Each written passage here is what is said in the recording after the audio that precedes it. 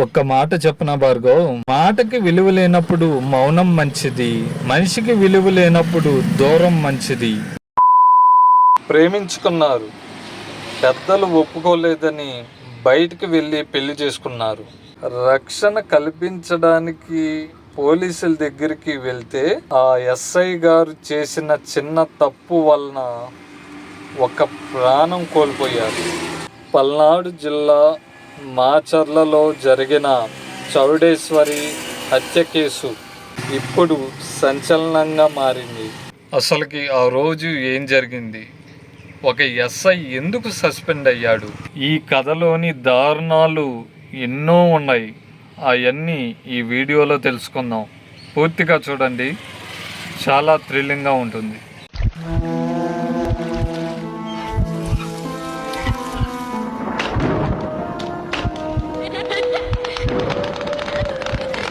మాచర్లకు చెందిన చంద్రశ్రీను కుమార్తె చౌడేశ్వరి, అదే మండలానికి చెందిన నాగరాజు గత కొంతకాలంగా ప్రేమించుకుంటున్నారు. వీరిద్దరిది ఒకే సామాజిక వర్గం, పైగా దగ్గరి బంధువులు కూడా. కానీ పెద్దలు ఒప్పుకోరన్న భయంతో గత నెల 13న ఇద్దరు ఇంటి నుంచి బయటకు వచ్చి గుంటూరు జిల్లా సీతానగరంలోని సాయిబాబా ఆలయంలో వివాహం చేసుకున్నారు. కూతురు కనిపించడం లేదని తండ్రి చంద్రశ్రీను పోలీసులకు ఫిర్యాదు చేశారు.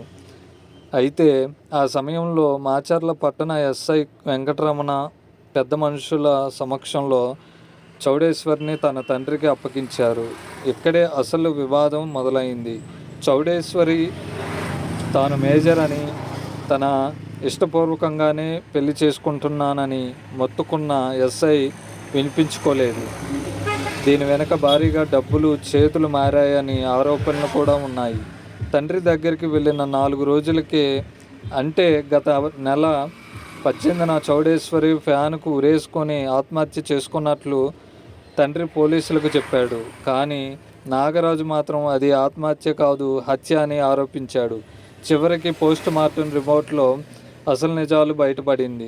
చౌడేశ్వరిది ఆత్మహత్య కాదు, కన్నవారే కొట్టి చంపేసి ఆత్మహత్యగా చిత్రీకరించారని తేలింది. బాధ్యతాయుతమైన పదవిలో ఉండి ఒక మేజర్ యువతి ప్రాణాలకు రక్షణ కల్పించకుండా నిబంధనలకు విరుద్ధంగా వ్యవహరించినందుకు జిల్లా ఎస్పీ గారు ఎస్ఐ వెంకటరమణను సస్పెండ్ చేశారు. ప్రేమికులను రక్షించాల్సిన పోలీసులే ఇలా అమ్మేసుకుంటే ఇక సామాన్యులకు రక్షణ ఎక్కడ ఉంటుంది?